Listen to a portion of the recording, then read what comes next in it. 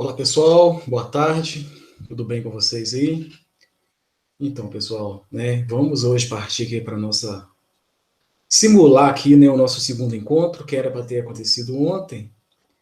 Tivemos pequenos problemas aí, né, eu particularmente que tive esses problemas, né, problemas infantis mesmo, ontem eu fui muito tosco, eu dei muito mole, né, a gente confessa, mas faz parte, né, pessoal, a gente está aprendendo.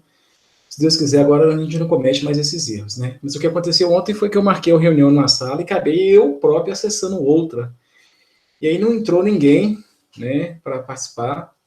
Eu achei que talvez fosse para o feriado, eu falei, sabe que tá fazendo paredão, né, em aula online já também, já chegou a esse ponto. Mas aí eu falo, não, eu vou fazer mesmo assim a aula, né, e gravo e envio para quem tiver interesse. Né? Mas infelizmente, até minha gravação também deu problema, eu coloquei aqui, eu conectei o fone no local errado. Ontem, né, deu tudo errado, né? Tem dia que é assim mesmo, né, pessoal? Mas não adianta a gente ficar lamentando. É bola para frente, né? Vida que segue. Tudo dá para a gente recuperar, né? E a gente está com. Os prazos são muito curtos, né? Essa disciplina é extremamente curta, ela é extensa para ser oferecida num prazo curto. Então a gente não tem tempo a perder. Por isso que eu resolvi, né? Gravar aqui, simular novamente essa reunião de ontem, para que possa ajudar de alguma forma alguns, pelo menos, né, que tiveram alguma dúvida. Mas conforme combinado, pessoal, essa reunião que era para ter acontecido ontem, e eu vou fazer mais ou menos aqui agora, era para a gente rever, né, eu ia fazer uma explanação geral sobre os ciclos biogeoquímicos e a gente ia tirar dúvidas do estudo dirigido, que era para ter sido resolvido até a quarta-feira, né? Mas eu vi que um grupo bom de alunos resolveram. Já tinha, pelo que eu olhei lá ontem, tinha uns 25 respostas lá já do estudo dirigido. Então, basicamente, né, boa parte da turma já resolveu. Mas quem não resolveu ainda há tempo, né? Porque eu vou deixar aberto, pessoal, todas as atividades dessa disciplina vão ficar abertas até o finalzinho do semestre, até o dia 8 de setembro. Vai ser o último dia que a gente vai aceitar todas essas atividades. Ok? No dia 9 a gente vai fazer a nossa prova e no dia 10 já encerra tudo, né? Então nós temos até o dia 8 de setembro para entregar todas as atividades que vão acontecer aqui durante a disciplina, beleza? Então, pessoal, o objetivo nosso ontem era principalmente tirar dúvidas. Porque qual é a questão, né? Essa disciplina foi planejada para ser de uma forma basicamente assíncrona, como nós já havíamos falado, né? A gente ia postar videoaulas, algumas minhas, mas a maioria das videoaulas que a gente vai estar postando, são videoaulas de outros professores que a gente está buscando isso aí na internet, né? Julgando, achando quais são as melhores. Então, as videoaulas, né? O roteiro aqui nessa disciplina é o seguinte, né? É assistir as videoaulas que foram postadas lá, né? Ler o livro, eu vou até começar por ele aqui agora, né? É importantíssimo, né? Não tem sentido essa disciplina, pessoal, né? Disciplinas de EAD dessa forma, o aluno tem que ser ativo no processo, como nós discutimos, né? Então ele tem que ler o livro, não tem como não ler, né? É ali que está o conhecimento, né? Então ele tem que assistir as videoaulas, ler o livro, ler os artigos, algumas reportagens que a gente encaminhou também, né? Tirar as dúvidas com o professor, nesses encontros que a gente vai ter, né, ao vivo aqui, pelo Meet, e resolver os estudos dirigidos e a prova, e apresentar os seminários. É isso. Esse tipo de atividade que eu vou fazer aqui hoje mesmo não faz sentido para quem não assistiu a videoaula, né? No caso aqui específico é uma videoaula apenas sobre ciclos biogeoquímicos, né? E tem vários outros pequenos vídeos sobre a questão da água, todos muito importantes, pessoal, né? Nada ali foi colocado por acaso, para ajudá-los nesse conhecimento. Você fazendo tudo isso, assistindo todas as videoaulas, né, e lendo o livro, você vai ter condições de adquirir conhecimento nessa disciplina e resolver. Aí você vai poder resolver os estudos dirigidos e a prova, né? E pequenas dúvidas que surgirem nesse processo, eu estou aqui para ajudá-los, né? Eu vou ser um facilitador aqui do processo de aprendizagem, como é o trabalho do professor de uma forma geral. Né? Então, pessoal, não faz sentido, né? Então aqui é simplesmente a gente tirar a dúvida. Como acabou não acontecendo presencialmente ontem, ou ao vivo ontem, né, eu vou fazer aqui uma apresentação geral sobre ciclos biogeoquímicos, bem rápida, né, só ressaltar alguns pontos importantes. E qualquer dúvida que vocês tiveram durante a resolução do estudo dirigido, vocês vão me enviar isso, né, pelo grupo de WhatsApp ou pelo próprio SIGA. É importante que todos os alunos estejam no grupo, pessoal. Eu tenho alguns ainda que não estão. Geral, com certeza são alunos que não são da química, né? Então talvez eles estão tendo dificuldade de acessar esse grupo. Mas durante as reuniões aí vai ser possível, né? A gente acabar fazendo esse contato com todo mundo.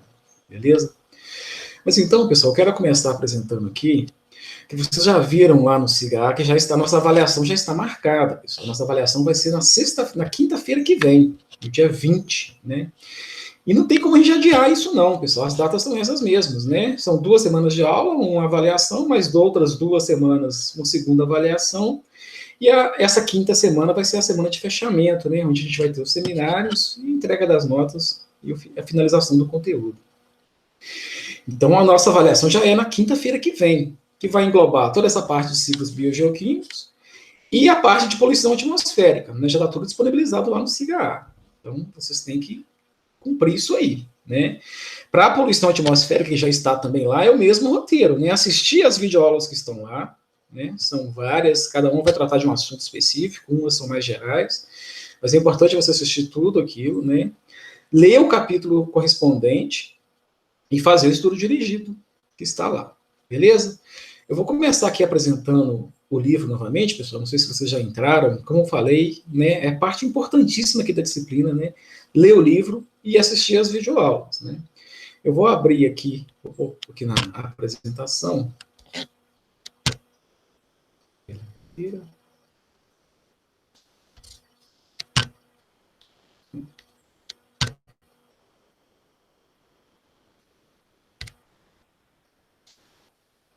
E, pessoal, primeiramente eu quero apresentar aqui para vocês o nosso livro. Como eu falei, é um livro da UFMG, né, que eles usam lá para o curso de EAD deles, de Química, né, de licenciatura em Química. Então é um material bacana, tá? Foi baseado nos melhores livros da área. Então tá aqui, pessoal, o material, né, as professoras que criaram esse material, e aqui os nossos capítulos, né. Para essa primeira prova nossa, pessoal, exatamente o que vai cair na prova, eu vou até mostrar aqui, né, a parte de ciclo hidrológico vai estar aqui em tratamento de águas e efluentes domésticos, vai ser o iníciozinho desse capítulo 3, da aula 3 que está marcado aqui. Logicamente, tudo que fala antes aqui, a gente ainda vai ver, né, essa parte de recursos, capítulo 1 aqui de recursos hídricos, isso está também nos nossos slides lá, mas o que eu quero realmente é a parte de ciclo hidrológico, que vai ser falado aqui no início do capítulo 3. Eu vou mostrar aqui rapidamente. E além desse iníciozinho do capítulo 3 aqui, onde está o ciclo hidrológico, né, a parte dos ciclos dos outros elementos, né, do carbono, do nitrogênio e do oxigênio, vai estar aqui no capítulo 7, né, química da atmosfera, e todo o restante, né, de poluição atmosférica vai estar aqui também na parte do capítulo 7 e do capítulo 8. Então, para a nossa prova de quinta-feira que vem, né, é o capítulo 7 inteiro, o capítulo 8 inteiro, e o iníciozinho aqui do capítulo 3. Vou mostrar aqui rapidamente essa parte do capítulo 3 que nos interessa, né?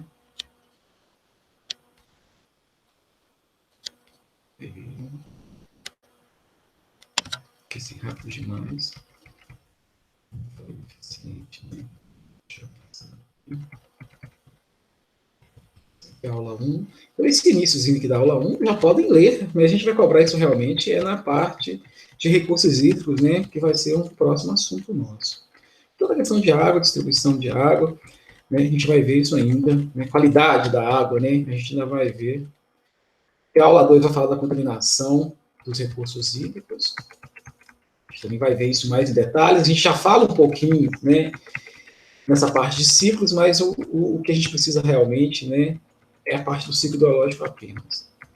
Então, e aqui, pessoal, na aula 3, né, aqui tá vendo, tem o ciclo hidrológico, logo no iníciozinho do capítulo, bem pequenininho, né, tem a parte aqui do ciclo hidrológico, onde ele vai apresentar o ciclo, vai fazer alguns comentários importantes sobre ele. Ok? Então, só essa partezinha aqui, né, páginas 32 e 33. Só até aqui tratamento de água. Somente isso de ciclo hidrológico, né? E o restante são os capítulos 7 e 8. Que vamos estar aqui.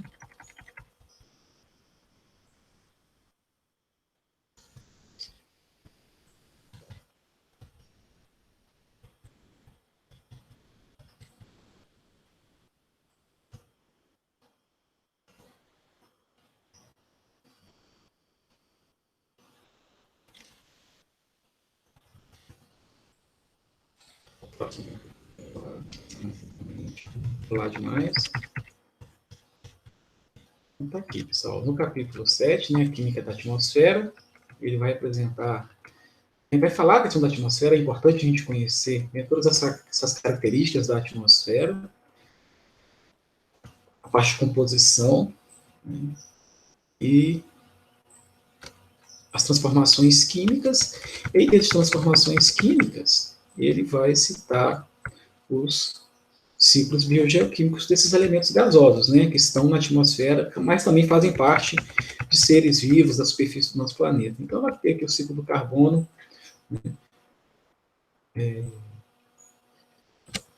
e do nitrogênio,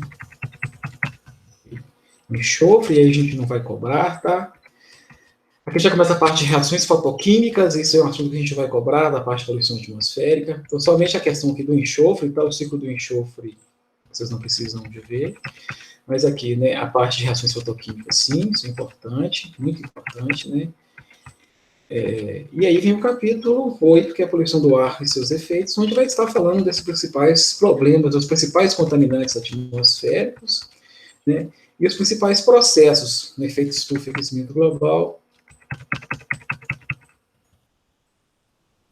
e chuva ácida, que é o último aqui. Né?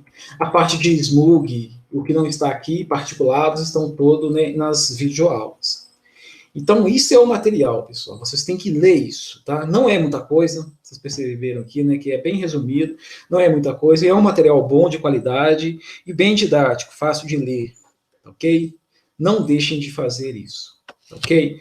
Com isso, vocês vão estar bem preparados. A prova vai sair, né, desse livro, no caso específico dessa prova 1, desses capítulos que eu mostrei aqui, né, e das videoaulas, e do estudo dirigido, que está juntando isso tudo. Ok? Vamos aqui agora, pessoal, para os nossos slides. Eu não vou passar todos, né? Esses aqui são os slides que eu usava nas minhas aulas presenciais de Química Ambiental. Né? A videoaula que foi passada para vocês, ela supre isso, tá ok? Então, mas qualquer dúvida também durante, né, se vocês forem passando por essas telas aqui, né, desse material, aula, que ciclos biogeoquímicos, se tiverem qualquer dúvida, me mandem também, tá? Fiquem à vontade para me mandar qualquer dúvida em relação a isso. Aqui, pessoal, então, vamos colocar aqui no modo de apresentação. Eu simplesmente vou chamar a atenção aqui de alguns slides. Eu não vou passar todos, ficaria uma aula extremamente cansativa, né? Eu só vou fazer um apanhado bem geral aqui sobre a importância disso aqui para a gente, né? O que a gente precisa saber, né? E vou tentar ir naqueles slides que são um pouco mais complexos, beleza? Então, pessoal, né, a videoaula lá de ciclos biogeoquímicos explicou bem para a gente o que é isso, né? O que são esses ciclos biogeoquímicos, né? Junta-se várias palavras aqui, né? São de ciclos, que é uma coisa que começa e volta para o mesmo lugar, de bio, de vida, né? Geo, a crosta, a superfície terrestre, e químico, que são os elementos químicos. Então, só se fala em ciclos biogeoquímicos para aqueles elementos, né, que fazem parte de seres vivos, e esses elementos eles existem aí na atmosfera, na crosta terrestre, nas águas, né? Então, esses elementos que fazem parte dos seres vivos, pessoal, todo elemento que faz parte de um ser vivo, ele foi retirado do nosso planeta, né? Ou da atmosfera, ou, né, do solo, ou da água. E vai chegar em contato com o ser vivo, e esse ser vivo, ao morrer, ele, né, todos esses constituintes voltam a fazer parte desse planeta. Né? Por isso que essa passagem bíblica aqui reflete muito bem, né, a ideia de ciclos biogeoquímicos. Né? Você vê que é uma coisa já antiga, né? A Bíblia foi escrita há muitos anos, mas eles já tinham algumas ideias bem interessantes, né, esses autores dos livros bíblicos. Essa passagem aqui, por exemplo, ela deixa isso muito bem claro para a gente. Né? Com o suor de teu rosto comerás o pão. Ou seja, você tem que trabalhar, né? Você tem que suar para conseguir se alimentar. E a gente precisa desse alimento, né, para se manter vivo. Até que voltes à terra, de onde fostes tirado, né? Porque és pó e em pó te tornarás. Já a gente veio, pessoal. Tudo que forma o nosso organismo, né, são elementos químicos que fazem parte do nosso planeta também. E durante esse processo de vida, né, a gente retira esses elementos e usamos eles, né, para formar e para nos manter enquanto vivos, né? Então, né, essa passagem aqui, ela deixa muito bem clara essa questão dos ciclos biogeoquímicos, né, que são conceitos apenas, aqui é a nossa tabela periódica com os elementos. Todos os elementos aqui que fazem parte de ser vivo, eles vão ter os chamados ciclos biogeoquímicos. Agora, aquele elemento, pessoal, que não faz parte de um ser vivo e que existe na natureza, é um elemento natural, mas que não faz parte de um ser vivo, por exemplo, o urânio, né? O urânio não é um elemento que faz parte, né, de uma molécula vital.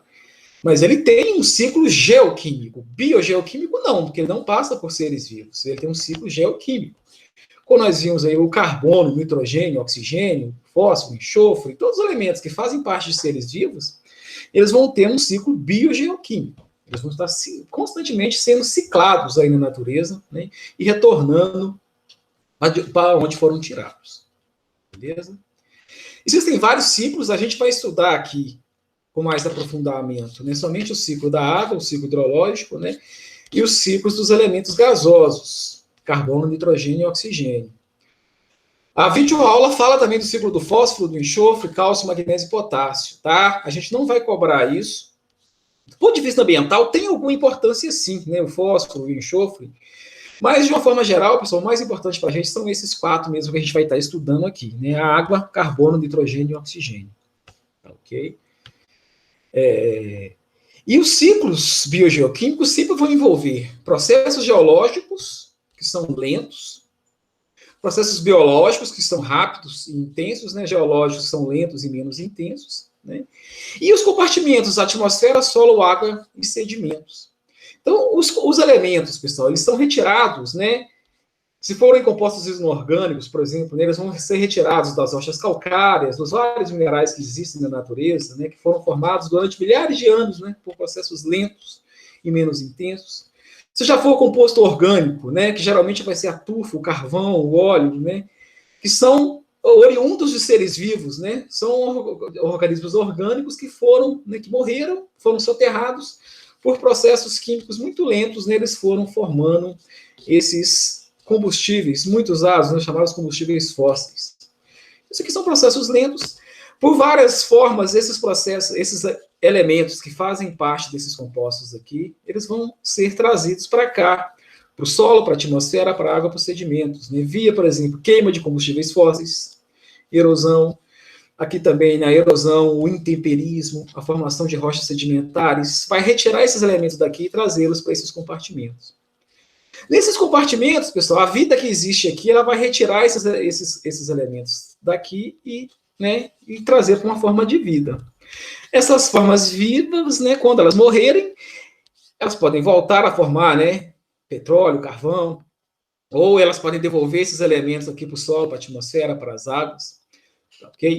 Isso vai formando esse ciclo, né? Esse ciclo ele tem que, tudo que sai tem que voltar para aquele lugar, né? Um átomo de carbono que estava aqui, para esse ciclo do carbono se completar, ele pode passar por todos esses processos várias vezes, mas ele tem um dia, ele tem que retornar para cá, para se manter esse balanço de massa, essas quantidades.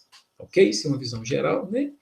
E o ser humano, pessoal, ele interfere nesses ciclos, causando o que a gente chama de poluição. Né? O que o ser humano tem feito? Né? Ele tem acelerado o movimento desses materiais, ou seja, a gente tem retirado muito mais rapidamente os elementos aqui desses processos geológicos, a gente tem retirado esses elementos de uma forma rápida, e aí a natureza não consegue repor na mesma velocidade. Então, isso está gerando carência ou excesso, está, né? Tornando os ciclos imperfeitos, gerando ou carência de alguns elementos ou excesso de outros. Nos dois casos, né, a carência ou o excesso de um elemento vai causar problemas ambientais. Ok? Não vou me aprofundar muito nisso, porque as aulas lá destacam isso melhor. E de uma forma geral, pessoal, a gente interfere então nos ciclos, desses 4 que a gente vai ver aqui principalmente, né? Queimando combustíveis fósseis, que a gente vai interferir no ciclo do carbono, do nitrogênio, do oxigênio, né? A gente também interfere nesses ciclos usando adubos nitrogenados, pessoal, os famosos fertilizantes nitrogenados, ou também fosfatados, mas principalmente os nitrogenados, porque isso é aplicado, né, nas plantas e nem tudo é absorvido pelas plantas, muito é lixiviado, é levado pelas águas, né, para os rios, para os cursos hídricos. E uma terceira forma Basicamente, é o uso de detergentes sintéticos, não os naturais, tá? Os sabões naturais não são tão problemáticos. Agora, os detergentes sintéticos, que a gente usa aí nas máquinas de lavar roupa, né? Nas cozinhas aí. Então, o uso de detergentes sintéticos, pessoal, fertilizantes nitrogenados e a queima de combustíveis fósseis é basicamente as principais formas que temos afetado os ciclos biogeoquímicos. As principais. Tem outras que a gente vai estar discutindo aí, tá? Aqui, basicamente, os detergentes vão interferir pesadamente no ciclo do fósforo, né? Eles são muito ricos em fosfato. Os fertilizantes nitrogenados é basicamente no ciclo do nitrogênio, né? E a queima de combustíveis fósseis, o ciclo do carbono, do oxigênio e do nitrogênio também. E, indiretamente, o ciclo da água, a gente está interferindo também nesses processos. Tá, joia? Aqui, né, algumas aplicações dos ciclos biogeoquímicos. Não tem como a gente falar em poluição ambiental, em estudos ambientais, sem entender, né, como esses elementos são ciclados pela natureza. Então, o estudo dos ciclos biogeoquímicos é fundamental para se entender todos os problemas de poluição que existe aqui no nosso planeta. Tá? E a gente vai começar aqui, eu vou falar rapidamente agora, pessoal, o que a gente tem que saber sobre esses ciclos. Os principais estoques, a gente tem que saber aonde estão os estoques de cada elemento desse, ou de cada substância dessa. Quando eu falar substância, é porque eu estou me referindo à água, né? A água é uma substância formada por hidrogênio e oxigênio. E já o carbono, o nitrogênio e o oxigênio são elementos, né? Então, a gente vai falar de ciclos de alguns elementos e de uma substância aqui, que é a água. Para todos nesses 4 casos aqui, a gente tem que saber onde estão os principais estoques e quais os processos físicos e químicos que retiram, né, esses elementos ou essas substâncias dos seus estoques e leva para outro local, leva para um outro compartimento. Então, eu tenho que saber os estoques, os processos e o impacto humano, pessoal. A gente tem que saber também, né, é o que eu vou cobrar de vocês. Eu quero saber que vocês têm que conhecer de cada ciclo desse, né, os principais estoques, os principais processos e os principais impactos humanos nesse ciclo, ok? No ciclo da água, vou passar aqui bem rapidamente, tá? Aqui vai falar um pouquinho da importância, isso está lá nas videoaulas, né? Tudo que é sobre importância. Aqui estão os reservatórios, pessoal. Né? Aqui no formato de tabela, aqui são os principais reservatórios de água, onde está a água do nosso planeta, né? Aqui na forma de um gráfico de pizza, né? Esses são os reservatórios. Então, onde que existe água? Né? Nos oceanos, nas geleiras e calotas, na água subterrânea, lagos, né? Atmosfera e rios e cursos. Ok? Esses são os reservatórios, aqui no gráfico de pizza, né? Esses são os processos. Eu vou discutir um por um aqui, não, ficaria uma coisa muito longa, né? Isso foi feito, como eu disse, né? Nos estudos, nas videoaulas que já foram passadas. Esses são os processos, aqui de uma forma bem completa, né? Aqui uma figurinha colorida, isso é bem batido, né, pessoal? Aqui já trazendo quantidades, ok? Então, esses são os processos. E o que a gente tem que saber desses processos? No caso da água, pessoal, todos os processos que retiram a água de um compartimento e levam ela para outro, são todos os processos físicos, né? É basicamente a evaporação e a condensação, né? Hipercolação, infiltração. Mas então, o que provoca o ciclo hidrológico, né? A radiação solar, que faz essa água evaporar, né? E a força da gravidade, que causa a precipitação, infiltração, deslocamento, né, dessas massas de água. Então, basicamente, são essas duas forças, né? Uma força o processo de evaporação, a outra força o processo de precipitação, né? Logicamente, para haver a precipitação, tem que haver a condensação antes, né? Mas o que a gente observa no ciclo da água são todos os processos físicos. A molécula de água ela não é quebrada em nenhum momento. As ligações covalentes, né, que ligam o hidrogênio ao oxigênio para formar a molécula de água não são quebradas nesses processos, pessoal. O único tipo de ligação que é quebrado aqui, quando há evaporação, são as pontes de hidrogênio, as ligações de hidrogênio, né, que ligam a molécula de água a outra. Então, somente essas ligações de hidrogênio são quebradas quando há evaporação, e essas ligações de hidrogênio elas são refeitas quando há o processo de condensação. Ok? Demais eu vou deixar para vocês. Mas não há processo químico, então, aqui no ciclo da água, né? A molécula de água ela permanece intacta durante todos esses processos. Okay. E o impacto humano, pessoal? Como que a gente tem afetado esse ciclo da água? Por que o ciclo da água não está tão cíclico mais? O que está acontecendo? fatores básicos explicam para a gente, né, todo o problema que está acontecendo no ciclo da água. E antes de falar desses problemas, pessoal, eu sempre destaco, né, que a água, para mim, vai ser o grande problema nosso do futuro. Já está sendo em alguns países, em algumas regiões, né, e vai ser o grande problema. Eu tenho uma noção muito clara disso, né, dos meus 42 anos de vida aqui, eu já venho observando essa questão das águas. E nos últimos anos, então, a gente percebe claramente como que esses processos têm sido acentuados, né? A água não vai acabar, pessoal. A água que existe no planeta, ela sempre existiu, né? E vai existir, sempre existiu desde a formação do nosso planeta. E ela vai permanecer aí para o resto. A água não vai acabar. O que vai ficando é cada vez difícil, vai ficar cada vez mais difícil a gente obter água potável para a nossa alimentação, para o nosso consumo. E dos demais animais, né? Então, essa disponibilidade de água potável vai ficando cada vez mais difícil, porque vai ficando cada vez mais caro a gente obter água potável.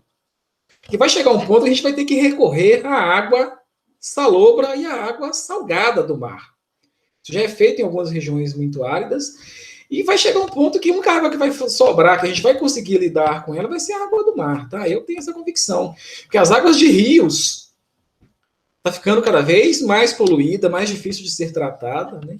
Estamos usando muito água subterrânea, mas é uma água não renovável, né? A gente retira a água subterrânea do subsolo, mas a gente não consegue devolvê-la na mesma velocidade, então é um processo não renovável. Mas os 4 fatores principais são esses, pessoal. Esse primeiro aqui é um termo técnico, tá? É bom que vocês conheçam, mas é o que a gente chama de enxurrada, né? Aumento do runoff. Runoff, pessoal, é o que a gente chama também de escoamento superficial. E numa linguagem vulgar, popular aqui, seria a enxurrada, a água escoar. Em vez de infiltrar, ela escoa superficialmente. Isso é o runoff. O que causa, pessoal, o aumento desse escoamento superficial? O que a gente chama aqui de mudança de uso da terra.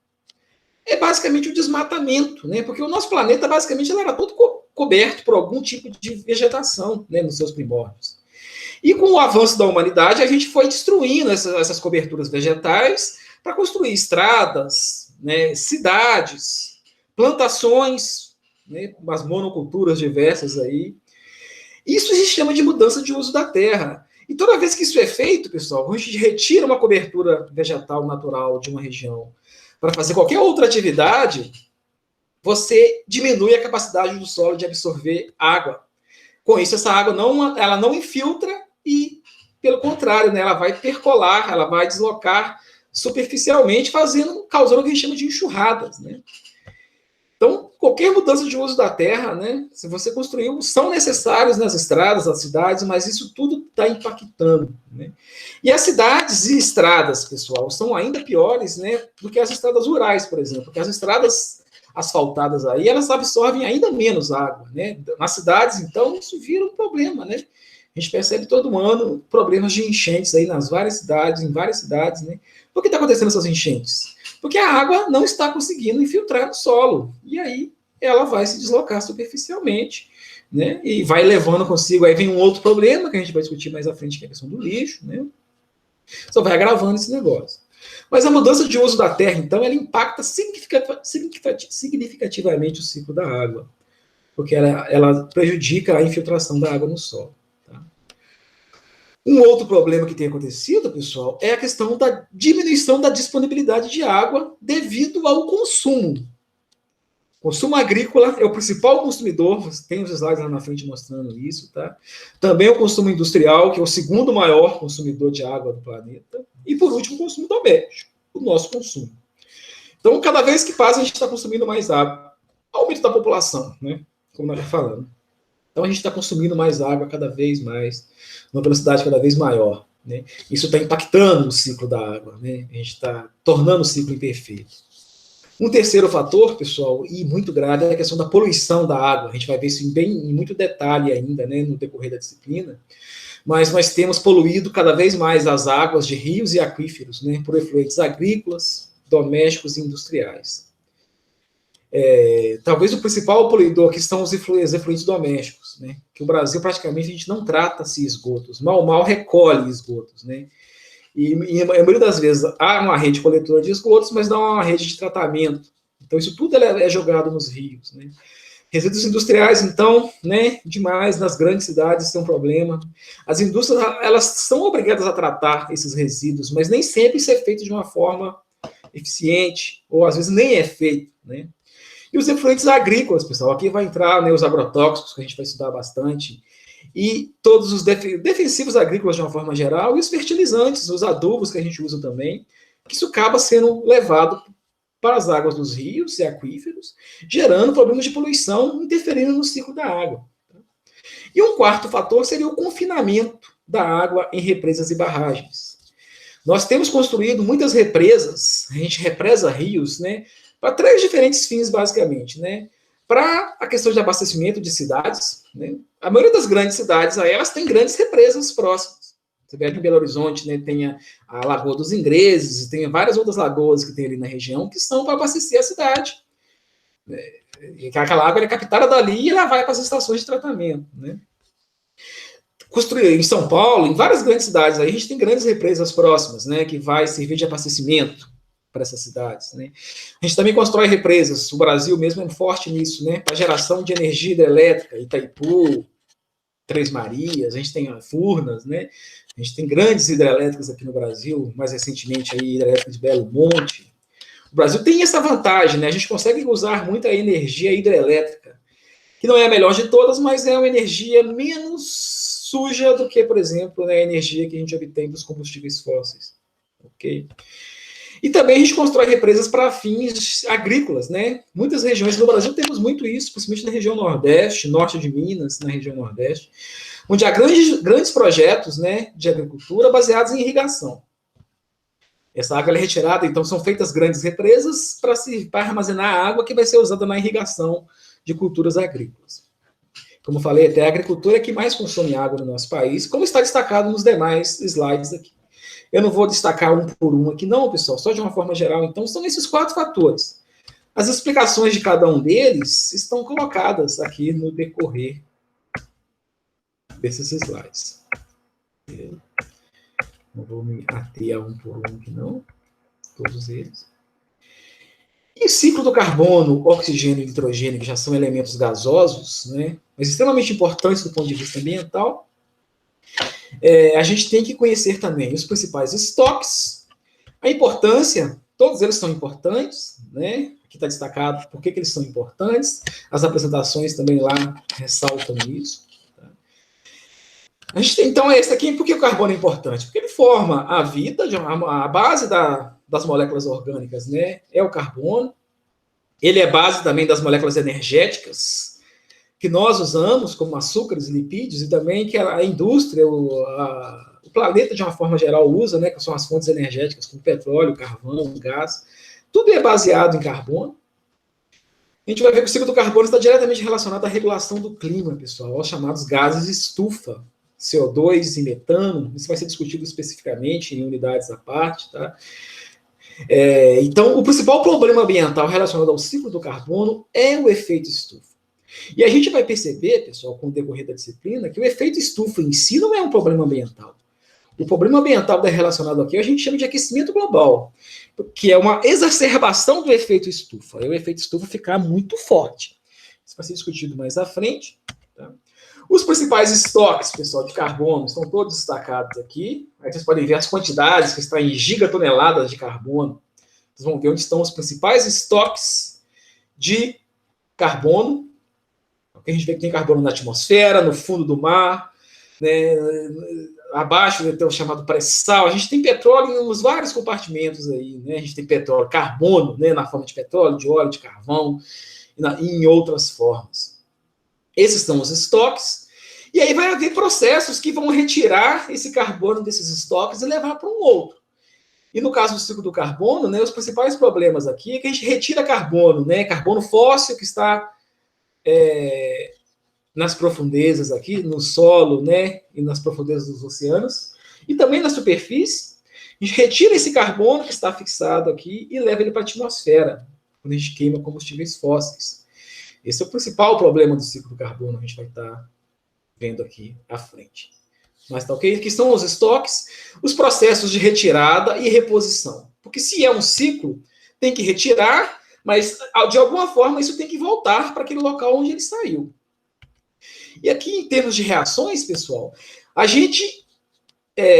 aqui são processos biogênicos de liberação de carbono para a atmosfera. Ou seja, como que a gente retira carbono desses compartimentos da água e da superfície terrestre e das profundezas aí e leva isso para a atmosfera.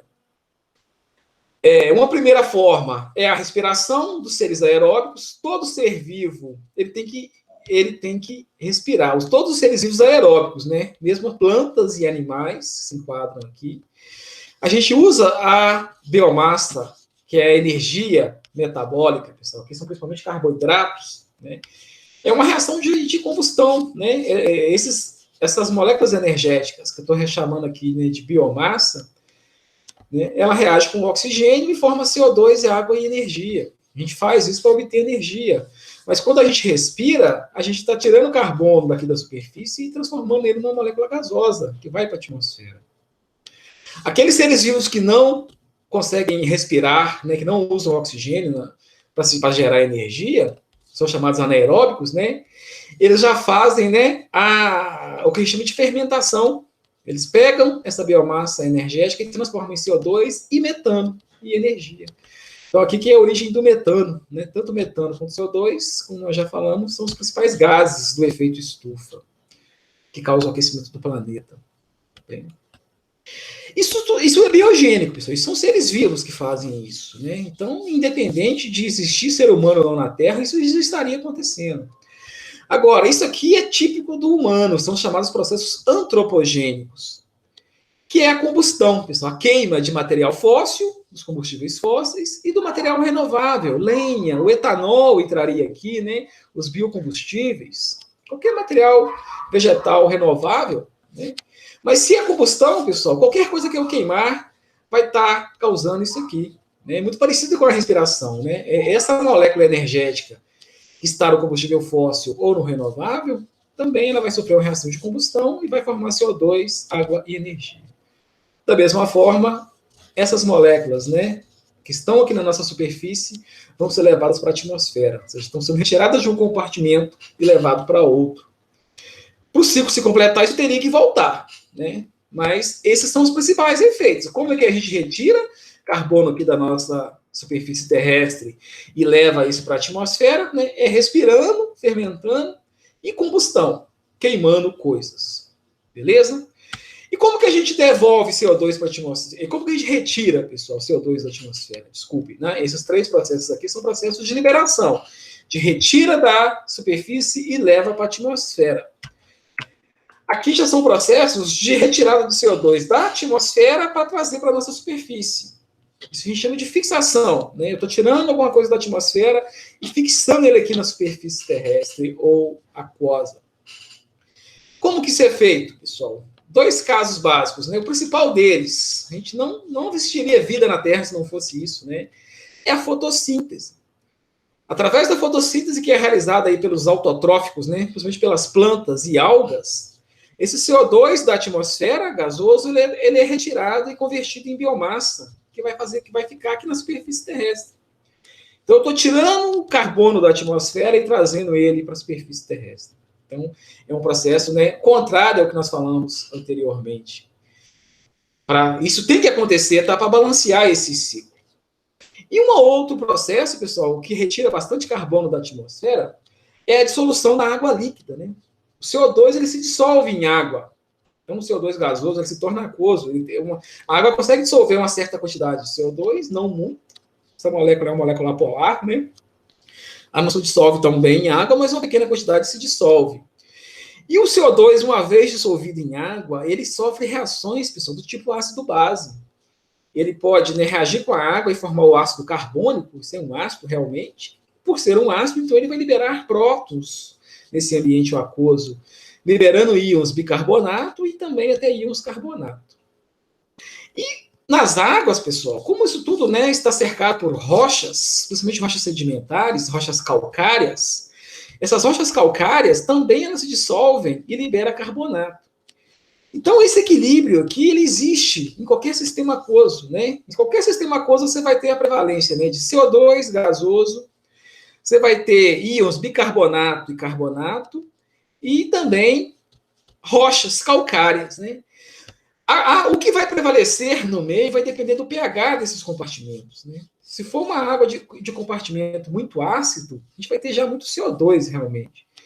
Se for uma água muito básica, a gente vai ter carbonato, né? E se for uma água de pH neutro, levemente básico, levemente ácido, a gente vai ter muitos íons bicarbonato.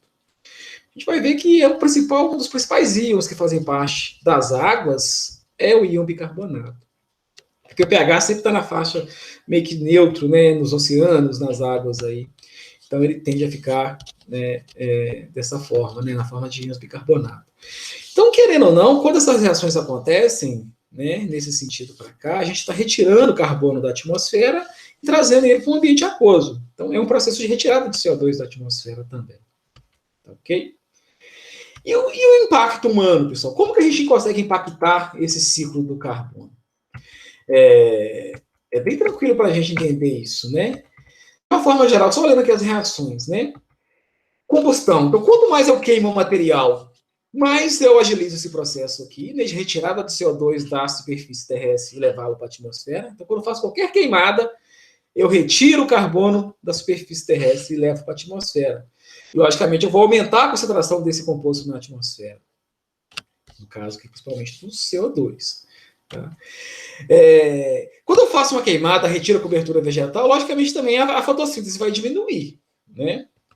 Então aqui a gente resume isso aqui, né? Eu elimino, né? A gente impacta o ciclo do carbono, eliminando estoques de carbono. Quais são esses estoques?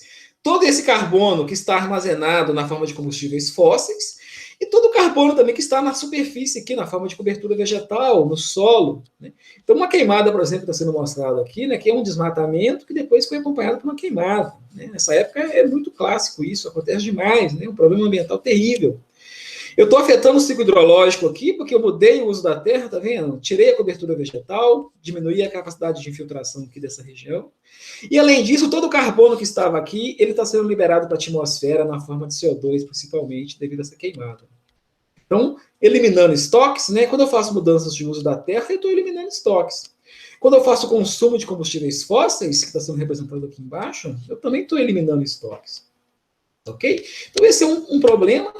E eu posso resumi-los dessa forma aqui, que a gente está ampliando melhor a coisa, né?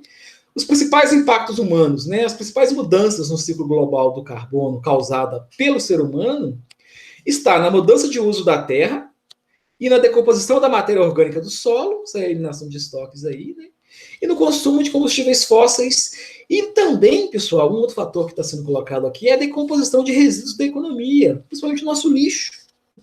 A gente tem lidado muito mal com o nosso lixo, a gente vai discutir isso melhor, né, os resíduos sólidos. E esse processo de decomposição de resíduos da economia vão gerar também muito metano e, às vezes, também CO2. Então, dessas duas maneiras aqui, né, quando a gente muda o uso da terra, que vai aumentar a decomposição da matéria orgânica do solo, né, então a gente vai emitir CO2 e metano. Quando a gente consome combustíveis fósseis e todo esse resíduo da economia, nesse destino ruim que a gente dá para os nossos resíduos da nossa economia, também vai formar CO2 e metano. O metano ele é muito formado nos nossos lixões, nos aterros, né? Tá ok? Então, essa é a principal forma, pessoal, que a gente impacta esse ciclo. E aí a gente vai ter algumas imagens mostrando isso. Eu quero destacar essa questão de queima de combustíveis fósseis, pessoal. Isso vai ser melhor discutido na parte de efeito estufa, nas videoaulas lá. Há muito negacionismo nessa área aqui também, né? O mundo está passando um momento muito crítico, né? Esses movimentos conservadores negacionistas estão muito fortes, não só no Brasil. Tá? Na verdade, no Brasil veio até mais tardiamente, isso já estava vindo muito forte nos Estados Unidos e em alguns países europeus, né? Há pessoas que negam a questão do aquecimento global antropogênico. E eu não. A maior parte dos cientistas concordam com isso, pessoal. Porque os dados são muito robustos. Eu estou mostrando aqui 3 dados, pessoal, importantes para a gente. Né? Esse aqui está medindo a concentração de dióxido de carbono na atmosfera desde 1750 até os dias atuais, até o ano 2000 aqui. Né? A gente percebe que foi um aumento muito grande. Né? A gente saiu de uma casa de 280 ppm e hoje os dados atuais, a gente ultrapassou de 400 ppm, pessoal, de dióxido de carbono na atmosfera. Houve um aumento muito grande de 1750 para cá. Coincidentemente com o período onde houve uma grande queima de combustíveis fósseis, porque aqui começou a chamada Revolução Industrial, né? As máquinas a vapor, todos esses meios de transporte que usam-se, né? Carvão e petróleo, basicamente. Né? Então a gente percebe que o total de carbono, né? A queima total de combustíveis fósseis, aumentou na mesma proporção do que a concentração de dióxido de carbono aqui. Então, com certeza, né? Por que aumentou a concentração de dióxido de carbono nesses últimos anos? Porque aumentou a queima de combustíveis fósseis. E aí, pessoal, um terceiro efeito que foi medido nesse período também é a temperatura média global. E que tem se observado um aumento também, a gente pode ver por esse gráfico, que tem há variações ano a ano, mas de uma forma geral, nessa linha vermelha aqui, a gente observa, né, o aumento, essa média dos últimos 5 anos, né, uma média móvel, a gente percebe um aumento da temperatura média global também. Então, o que está causando esse aumento de temperatura? A maioria dos cientistas da área do clima acredita que é a queima de combustíveis fósseis que está causando um aumento da concentração de CO2 na atmosfera, que é um gás estufa. Né? Então, tudo indica que é isso, pessoal. Agora, tem gente que nega. Vocês vão ver, né, nas próximas videoaulas que vocês vão assistir, né, eu coloquei lá uma especificamente onde vai se destacar esse um professor, basicamente, lá, que é negacionista, né? Eu estou mostrando um, existem vários outros também. Há muita gente estudada que fala que isso não é verdade, né? Isso aqui é uma variação normal, que sempre aconteceu. Vocês vão ver lá, não vou ficar perdendo muito tempo aqui agora, não, tá? Eu só queria já aproveitar aqui o momento para já dar uma introduzida nisso, ok? O ciclo do nitrogênio, pessoal, né? A gente sabe que o principal componente da atmosfera é o N2, um gás extremamente estável, né? O N2 é uma ligação tripla entre um nitrogênio e outro, molécula extremamente estável. Ela é extremamente importante, que ela forma uma série de moléculas que formam os seres vivos, né? Então ele é um macronutriente essencial para todos os seres vivos. Logicamente, então, existe um ciclo biogeoquímico dele. Né? Alguns compostos, pessoal, do ciclo do nitrogênio também participam do aquecimento global, que é especificamente o N2O, que é o óxido nitroso. A gente vai falar dele mais à frente, tá? Mas ele é um gás, né, que também causa efeito estufa, não tanto quanto o CO2, por causa da quantidade dele na atmosfera, mas ele é um gás que ajuda o CO2 e o metano a aquecerem a atmosfera do nosso planeta. Então já é um problema ambiental relacionado aqui ao ciclo do nitrogênio, tá? E temos outros, pessoal. O que é no ciclo do carbono, né? Qual é o principal problema ambiental do ciclo do carbono? É o aquecimento global. No ciclo do nitrogênio, os principais problemas ambientais, já adiantando aqui, é o aquecimento global, essa contaminação da água que a gente vai chamar de eutrofização, tem questões pedindo para vocês definirem isso para a gente, né? Que é um aumento de nutrientes na água. Temos também a chuva ácida, pessoal, que é causada aqui por esses elementos, né? Alguns deles do ciclo do nitrogênio. Temos também a questão do smog, que é a formação de ozônio na troposfera. Isso também está relacionado ao ciclo do nitrogênio.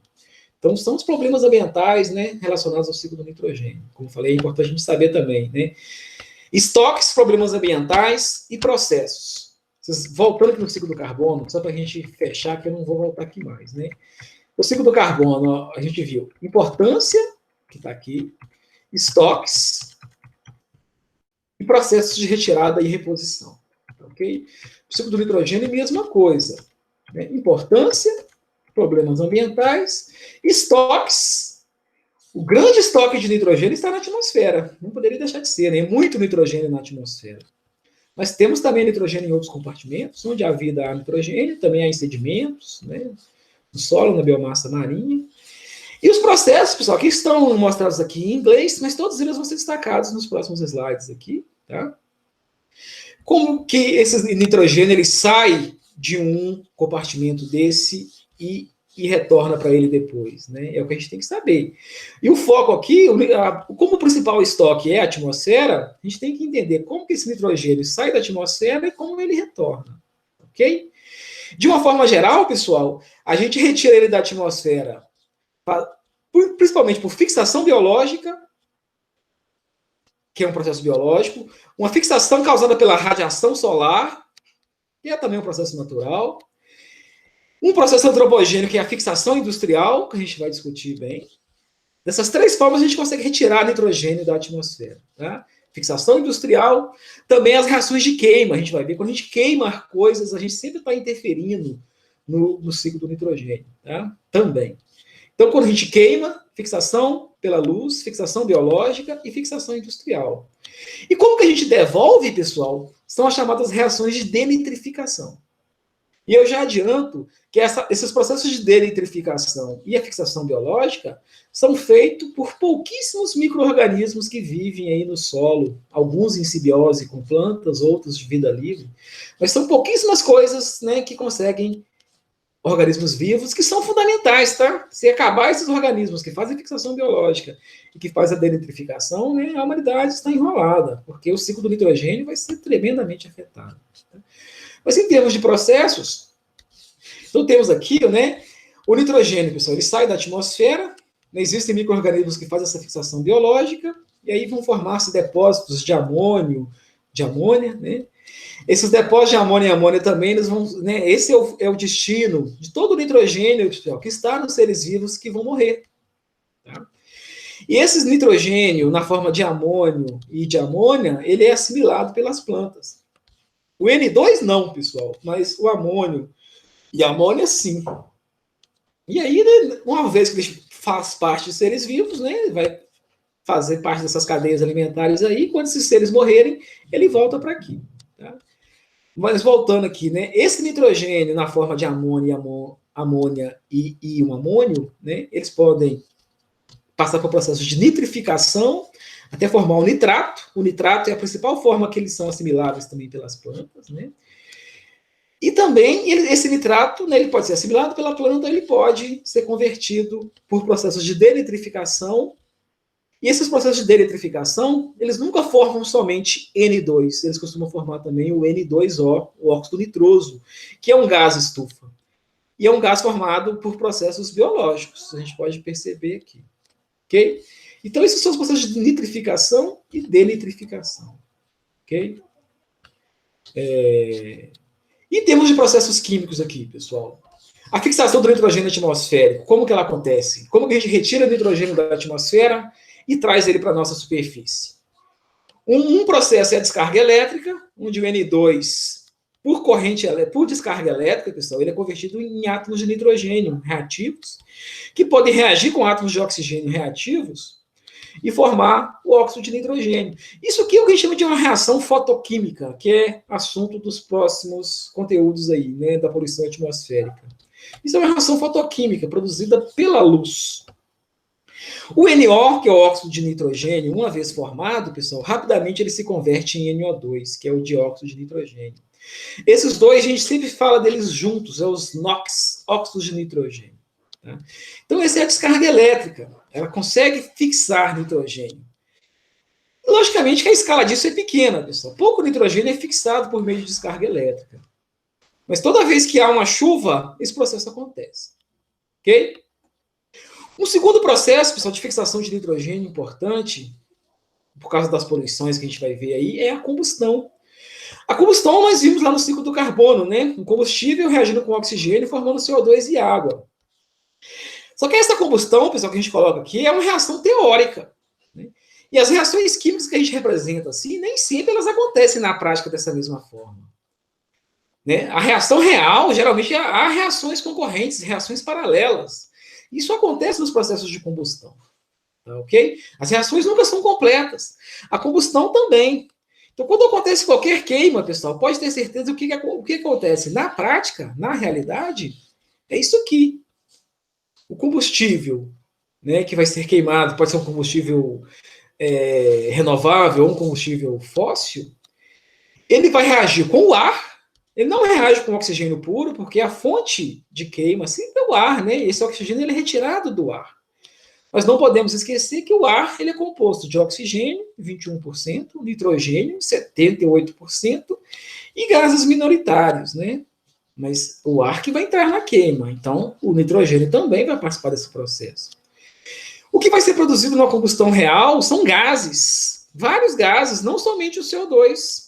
É formado também aqui, né, monóxido de carbono, um gás muito tóxico, que vai ser discutido também em slides posteriores aí, né, em videoaulas posteriores. Os óxidos de nitrogênio, NO e NO2, e também o SO2, pessoal, o dióxido de enxofre. Por que esses gases se formam, pessoal? O CO2 era esperado. O monóxido de carbono, por causa da combustão incompleta.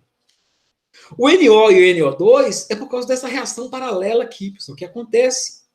Essa reação em temperaturas baixas, ela é praticamente negligenciável. A velocidade dela é muito lenta. Mas em temperaturas elevadas, essa reação se torna uma velocidade apreciável, uma velocidade interessante. Então, o N2 que está junto aqui, ele reage também com o oxigênio e forma NO. O NO, uma vez formado, ele forma NO2. Então, os óxidos de nitrogênio se formam quando há combustão. Então, quando há combustão, pessoal, o ciclo do nitrogênio também é afetado, porque esse gás, ele estava na forma na atmosfera, ele vai virar um outro gás que pode, né, vir a fazer parte aqui da superfície terrestre. Então, é um processo de fixação. Tá?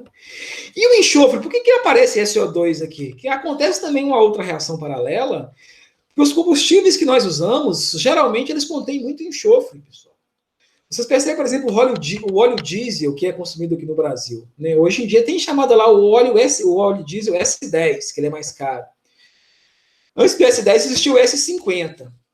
E antes do S50, S10, isso é partes por milhão de enxofre, né, por 1 milhão de partes de combustível, de diesel. Então, o nosso combustível ele vem contaminado com enxofre. Isso é bem comum, tá? São poucos os combustíveis aí que não tem nada de enxofre. Então, como tem enxofre aqui nesse combustível, e como eu falei, né, o diesel que não é, pessoal, S10, hoje em dia, ele é S500. Eles nem informam isso lá nos postos, né? Ele tem 500 partes de enxofre para cada milhão de partes de combustível. Então, o diesel S10, logicamente, ele é muito melhor que o diesel normal. Né? Então, ele tem enxofre, e esse enxofre reage com o oxigênio também e forma o SO2. A gente vai ver que o NO2 e o SO2 formam chuva ácida, né? Quando na atmosfera. Mas então, vários gases são formados juntamente com o CO2, quando eu queimo. Né? E além desses gases, pessoal, e muitos gases aqui são extremamente tóxicos, o CO2 ele causa o efeito estufa, o CO ele é muito tóxico, ele mata realmente as pessoas, né? O NO, o NO2, além de tóxicos, eles causam chuva ácida e smog, e o SO2 ele causa chuva ácida e também é um gás tóxico. Então, tá vendo? Tremendo problema pra gente, quando eu queimo, né? E para piorar ainda, pessoal, existem partículas também que se formam. Né? Vocês percebam, toda vez que a gente queima qualquer coisa, a gente vê fumaça. Né? Aquela fumaça não são os gases, pessoal. Os gases são invisíveis. Né? O que a gente enxerga realmente ali aquela fumaça são partículas de carbono, minúsculas partículas de carbono. É o que a gente chama de material particulado. Vai ter discussão disso para frente também. Okay? Na parte de poluição atmosférica. Isso também é um problema ambiental, esse material particulado. Então, a gente percebe que a combustão, a queima, ela é terrível para a atmosfera, de uma forma geral. Né? Muitos problemas ambientais que acontecem são todos devido à queima. E não importa o que eu estou queimando, tá? Se for combustível fóssil, pior ainda. Se for um combustível renovável, como etanol, ruim também. Menos pior, no caso do combustível renovável, pessoal, é a questão do CO2. Como o combustível renovável, né, é uma planta que vai crescer novamente, né, ela vai consumir o CO2 que foi produzido na queima dela. Então, acaba se balanceando, né? Então, o combustível renovável, ele não prejudica tanto a questão do CO2, mas os demais, tudo vai acontecer da mesma forma. Ok? Então, essas são formas, pessoal, que a gente retira descarga elétrica, combustão, e também, como eu já havia falado, a fixação biológica, que pode ser simbiótica ou assimbiótica. Fixação biológica são seres vivos que conseguem fazer essa fixação. São micro-organismos, né? Risóbio, esses seres vivos já vivem em simbiose, e tem também assibióticos, que são de vida livre. Isso aqui é um processo natural importantíssimo. Esses seres que fazem esse processo deveriam ser preservados com o máximo de prioridade possível, né? Porque eles são fundamentais no ciclo do nitrogênio. E um quarto fator, pessoal, extremamente grave é a fixação industrial. O ser humano ele aprendeu, isso discutido também no decorrer, né, a fazer essa reação aqui, pessoal. A produzir amônia a partir de nitrogênio atmosférico e do hidrogênio, que a gente consegue produzi-lo a partir da hidrólise da água. Quem fez isso foi um químico, né? Quem descobriu essa reação foi um químico no início do século passado, Fritz Haber. Esse processo foi levado para a escala industrial pelo Bosch, também um alemão. Ambos ganharam o prêmio Nobel, porque isso foi um processo que revolucionou. Que com a amônia que eles produziram por essa reação, a amônia é princípio ativo para produzir fertilizantes e também para produzir explosivos, os nitrocompostos. Então, com a fixação industrial, que é a produção de amônia industrialmente, pessoal, essa amônia em si, ela tem vários usos, como um gás refrigerante, por exemplo, e também ela é usada na produção de fertilizantes e na produção de explosivos. Esses fertilizantes que são produzidos aqui, eles são usados na agricultura. E nem todo esse fertilizante aplicado é absorvido pela plantação. Isso gera um problema ambiental. O que não é absorvido pela plantação vai ser levado pela água das chuvas para rios, aquíferos, né? E vai causar problemas de eutrofização. Então, são muitos os problemas ambientais, né, causados pela fixação industrial. Ok? Mas a gente retira nitrogênio da atmosfera dessas 4 formas, né? Descarga elétrica, combustão, fixação biológica e fixação industrial. E como a gente devolve, pessoal? Eu nem coloquei aqui reações. A principal forma de devolver é as reações de denitrificação. Eu tenho que devolver todo esse nitrogênio que veio, ele tem que voltar para a atmosfera, para manter o ciclo, né? Tudo que eu retirei aqui, eu tenho que devolver aqui. E quando eu devolvo, eu nunca vou devolver somente o N, eu devolvo também o N2O. Então, isso tem que acontecer. O N2O, então, ele é natural. A denitrificação é um processo fundamental. E quem faz isso também são micro-organismos de vida livre que existem no solo.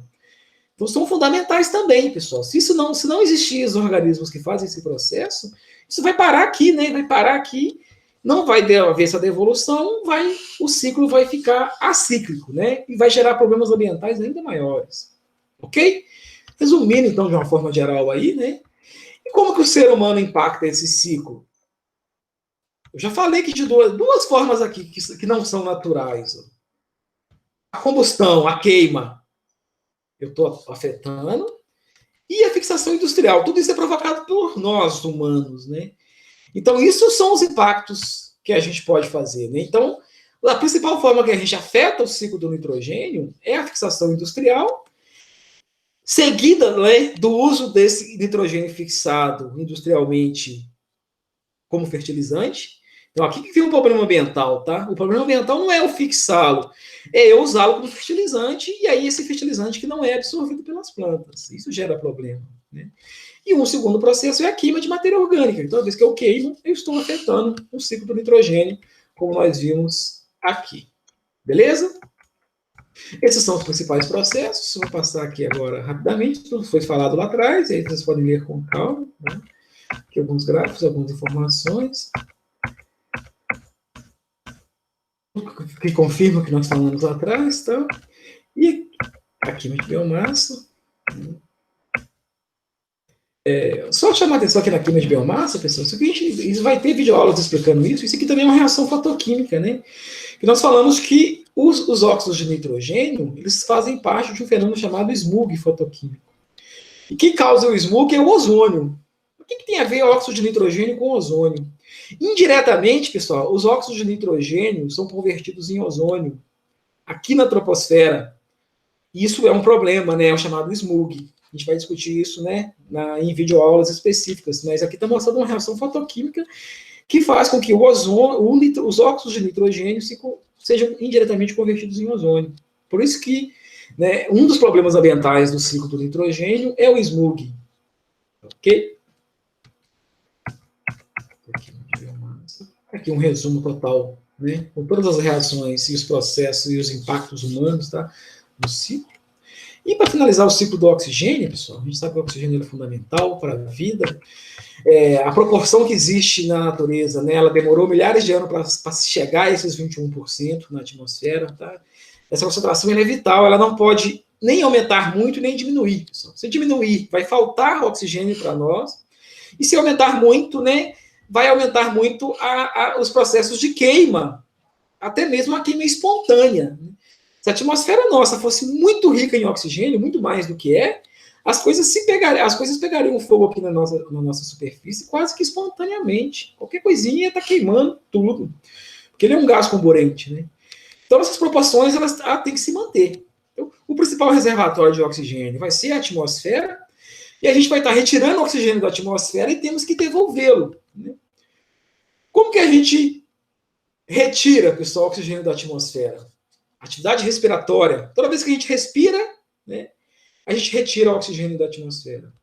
Toda vez que a gente queima alguma coisa, a gente retira o oxigênio da atmosfera. Né? Há reações fotoquímicas de formação de ozônio, por exemplo, né? Ele é formado a partir do oxigênio. Então, quando acontecem essas reações, é retirado o oxigênio da atmosfera. E também o oxigênio ele reage, pessoal, com metais no solo, formando óxidos metálicos, as ferrugens de uma forma geral aí.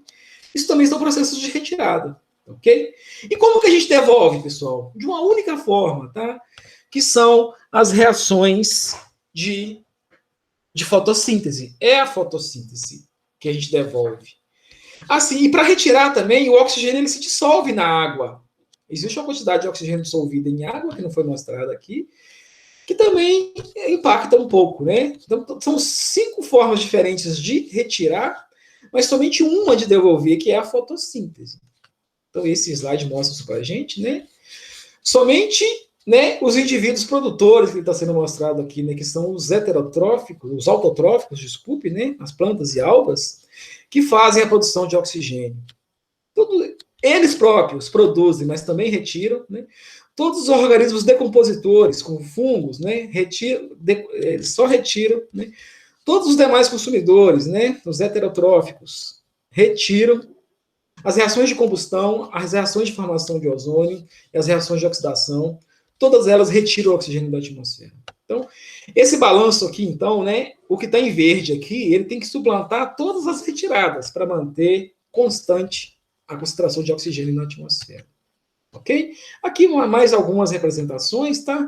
Aqui mais detalhe dessas reações, isso está tudo mostrado aí também nas videoaulas. E nos textos, né, dos livros, das reportagens. Tá ok? Pois então a gente pode retomar aqui, pessoal.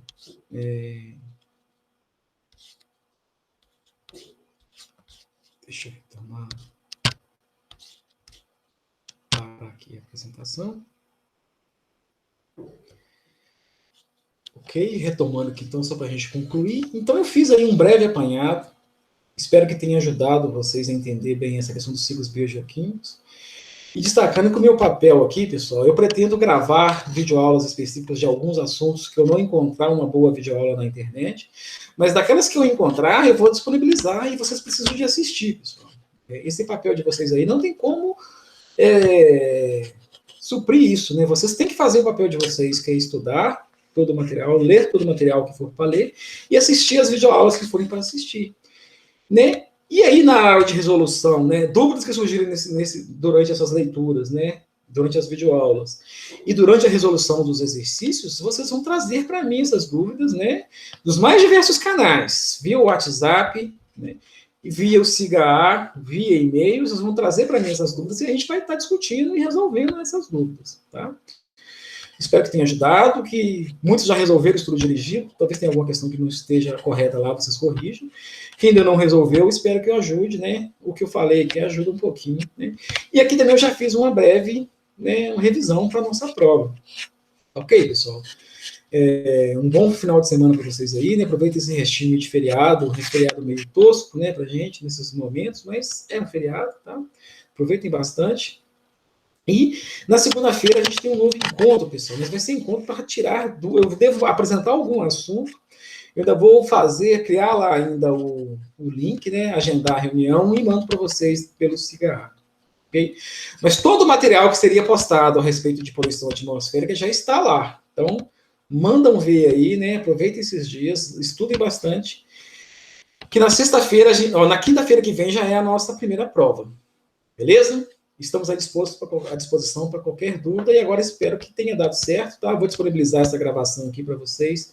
Assim que tiver disponibilizado aqui para mim, eu já mando. Vou mandar lá para o Thiago, ele vai fazer um link de YouTube e vai mandar no grupo e vai mandar para mim. Eu coloco esse link lá no SIGA também, ok? ok? Um grande abraço para vocês aí, tá? Fiquem com Deus.